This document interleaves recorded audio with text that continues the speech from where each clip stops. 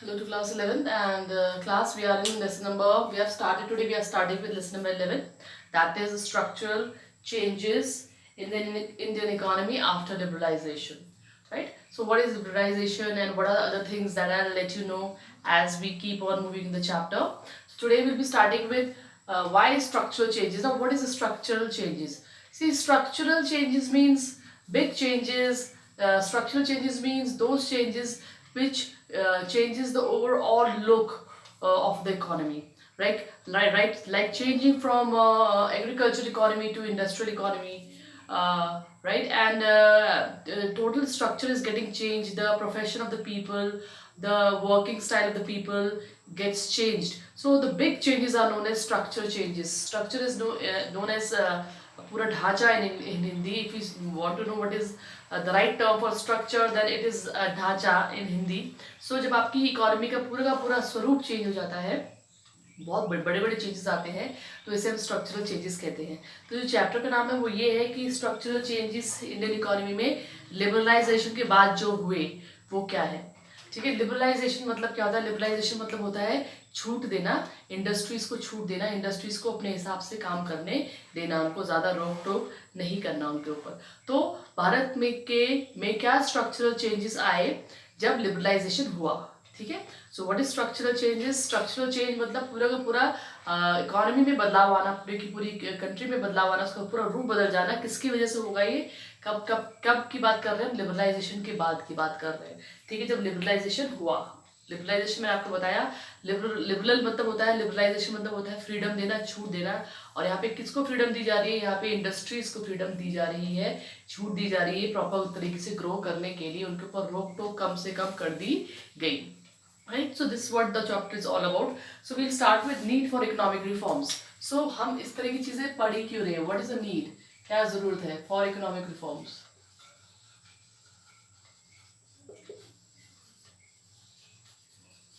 जो economic reforms हैं, जो उनकी जरूरत पड़ी भारत में, वो क्यों पड़ी? Why we needed economic reforms. Now what do you mean by term economic reforms? Reforms मतलब चेंजेस लेकर के आना, कोई पुरानी चीज में बदलाव लेकर के आना, दैट इज रिफॉर्म. ठीक है, और नीड फॉर इकोनॉमिक रिफॉर्म्स, और इकोनॉमिक मतलब इकोनॉमी से जुड़े हुए जितनी भी चीजें हैं उनमें कोई बदलाव किए गए थे. Now the first reason is weakness of the pre 1991 policies. Weakness मतलब कमजोरियां, weakness of pre 1991 policies.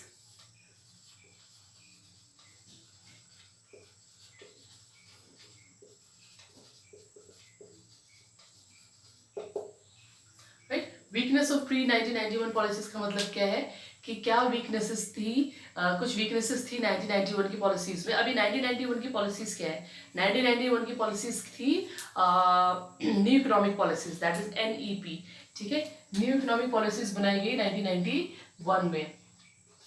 New economic policy बनाई गई थी, NEP बनाई गई थी 1991 में. उसमें कुछ कमजोरियां थी, उसमें कुछ वीकनेसेस थी. उन वीकनेसेस को ठीक करने के लिए क्या किया गया? लिबरल ये इकोनॉमिक रिफॉर्म्स करने पड़े. ठीक है, तो क्या क्या है पहला पढ़ेंगे इसको. One of the important, that this is I am reading from the book, one of the important factor which led to the economic reforms was the weakness of 1991 economic policies. ठीक है, तो बोल रहे हैं कि जो पहला कारण है कि हमको इकोनॉमिक रिफॉर्म्स क्यों करने पड़े. हम पढ़ रहे हैं कि हमें इकोनॉमिक रिफॉर्म्स क्यों करने पड़े. तो इकोनॉमिक रिफॉर्म करने पड़े पहला कारण क्योंकि हमारे जो 1991 की पॉलिसीज थी, इकोनॉमिक पॉलिसीज थी, उसमें कुछ क्या थी? वीकनेसेस थी, कुछ कमजोरियां थी. अभी कमजोरियां क्या थी? जैसे कि economic growth, rising unemployment, stagnation, तो बहुत सारी प्रॉब्लम्स थी. ठीक है, ये वीकनेसेस क्या थी? स्टैग्नेशन था, अनएम्प्लॉयमेंट था, लो productivity,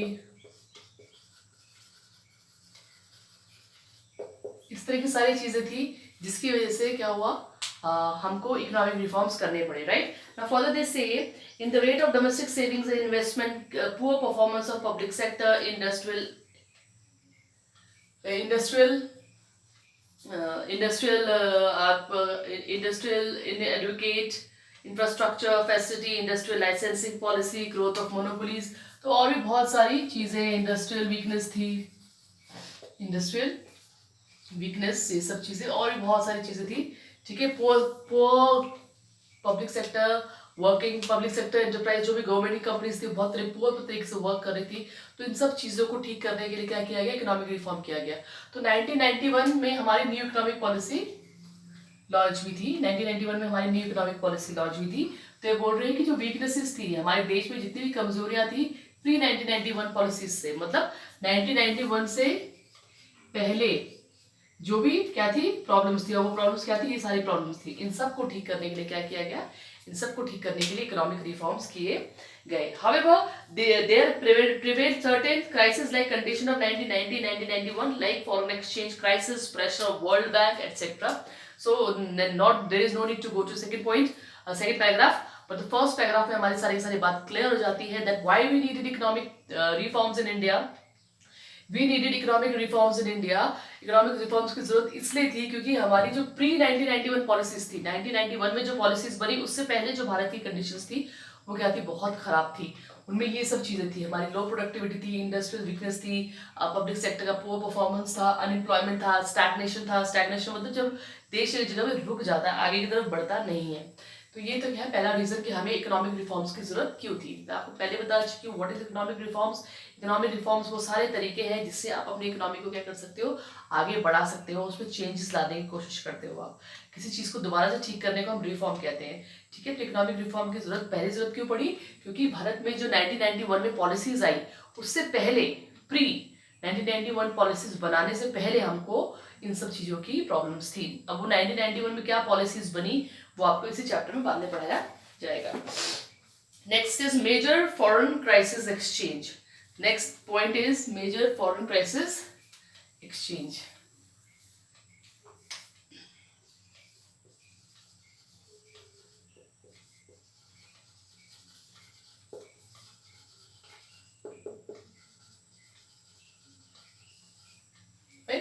Now, what are the major foreign crisis exchange? इसमें क्या है, in the year 1991 Indian economy faced an acute shortage of foreign exchange.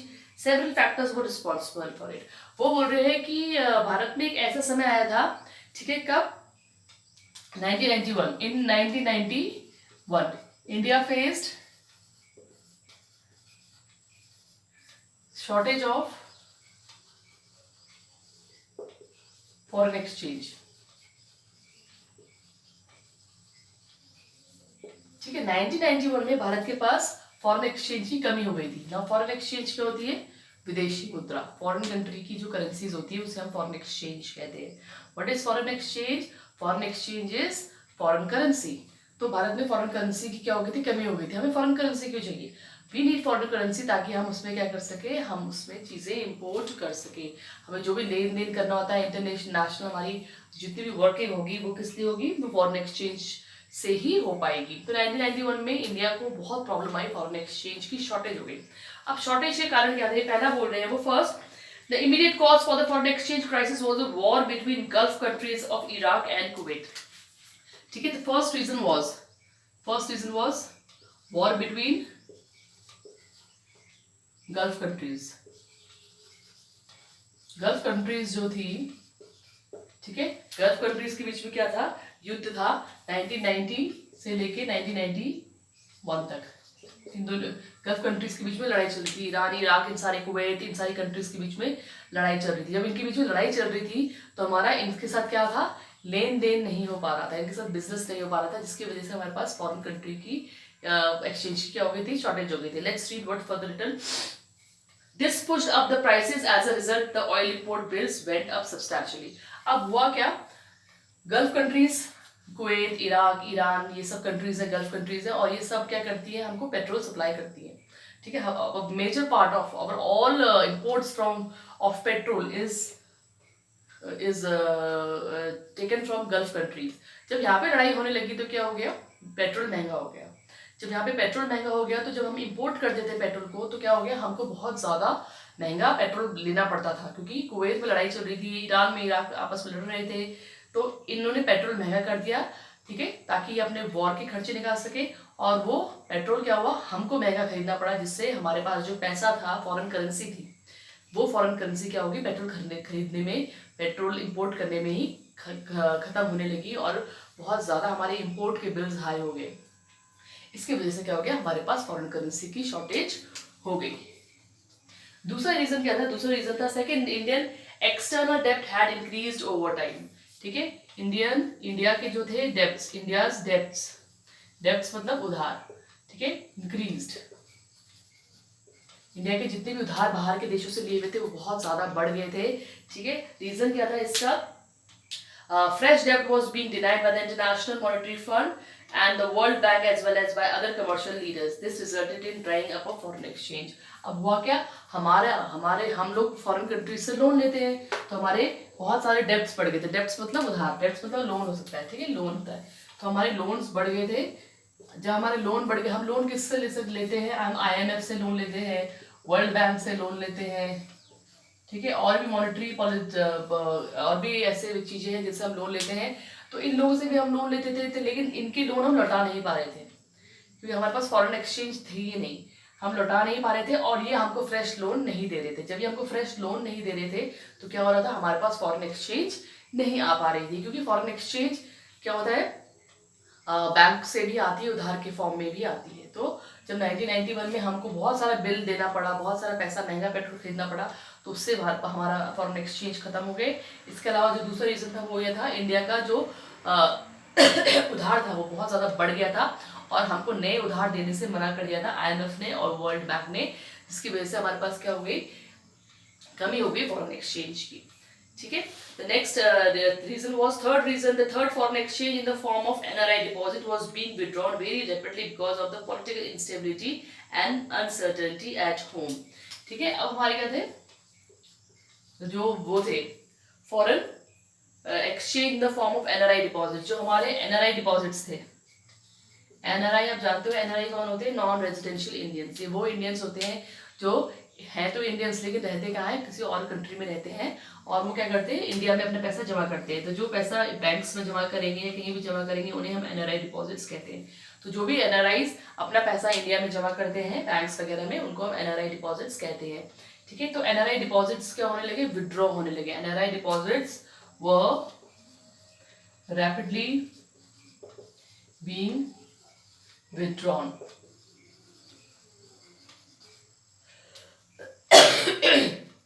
NRI लोग क्या करने लगे, अपने बैंक से पैसा निकालने लगे, क्योंकि भारत में जो पॉलिटिकल इंस्टेबिलिटी थी, मतलब पॉलिटिक्स में सब गड़बड़ चल रहा था। तो NRI को भारत के बैंकिंग सिस्टम्स में विश्वास नहीं रहा और उन्होंने अपना पैसा निकालना शुरू कर दिया।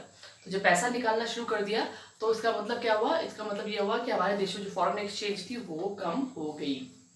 राइट, तो ये क्या 3 रीजन है जिसको हम बोल सकते हैं कि इंडिया में रिफॉर्म्स की जरूरत इसलिए पड़ी क्योंकि हमारे यहाँ फॉरेन एक्सचेंज की मतलब विदेशी मुद्रा की बहुत कमी हो गई थी।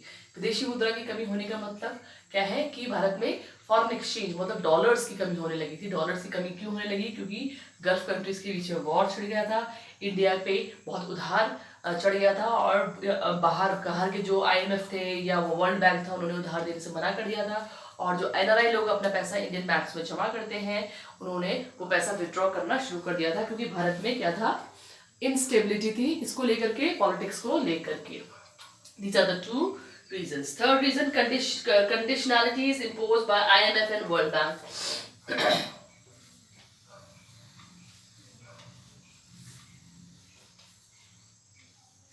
Third,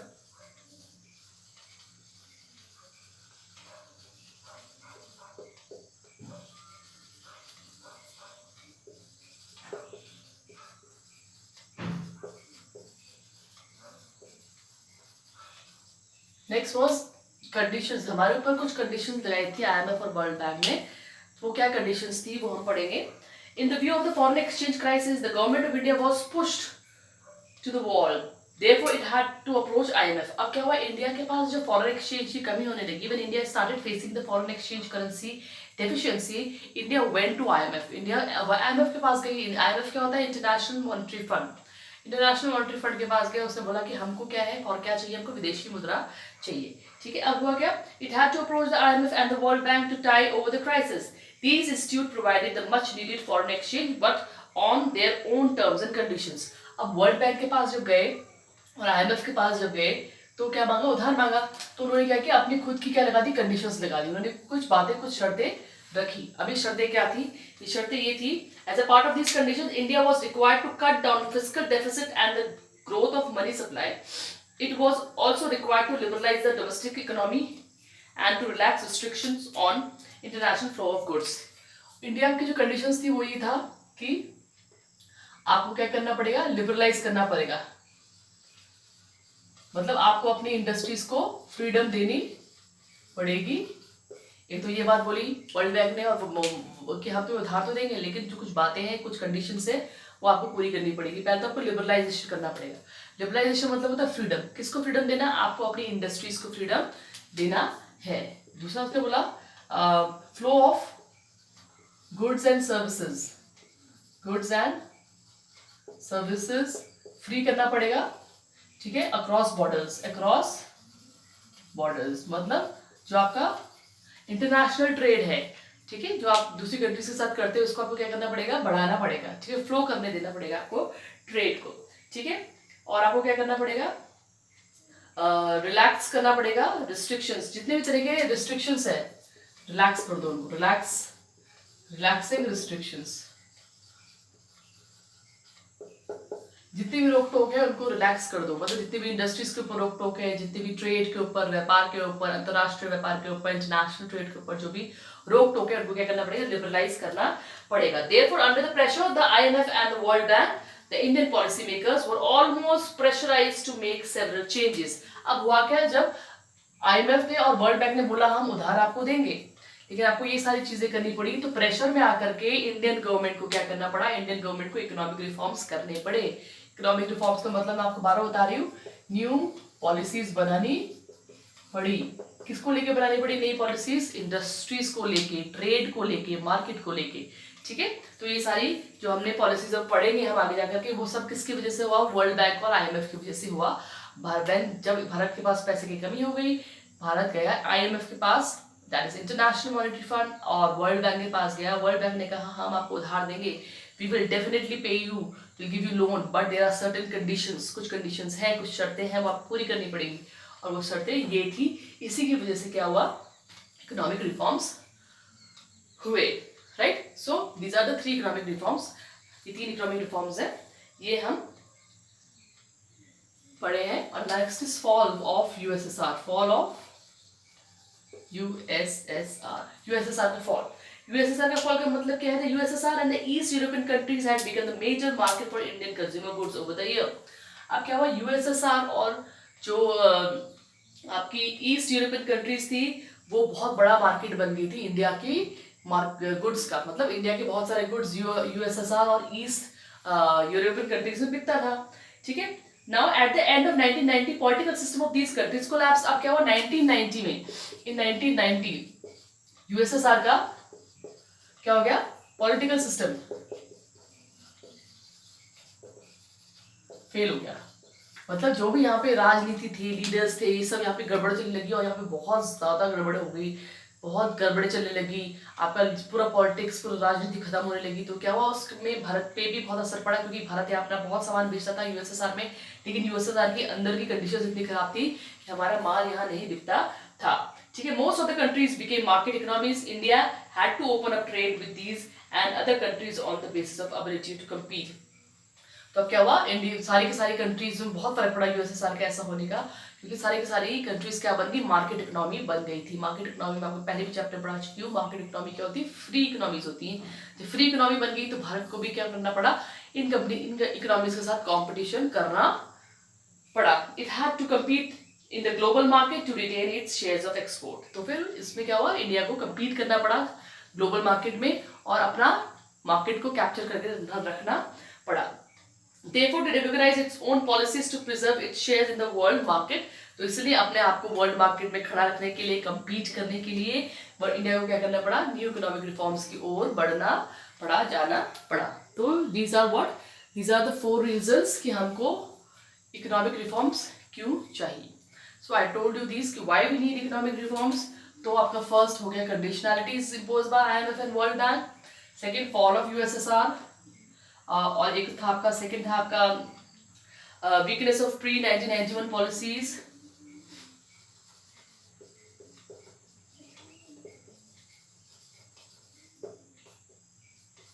weakness of pre-1991 policies था, and major foreign exchange crisis. Major exchange crisis. ठीक है, भारत को ये सारी चीजें, these all things, these 4 factors are the major factors that why India needed economic reforms. Right? Now in the next class we are going to read about कि ये major reforms थे क्या, बार बार पढ़ रहे हैं major reforms क्या है, economic reforms क्या है, तो what exactly these economic reforms were, we are going to read in our next video. Till then, children, keep completing your own notes and I'll be checking them time to time. So see you in next video. Till then, take care of yourself.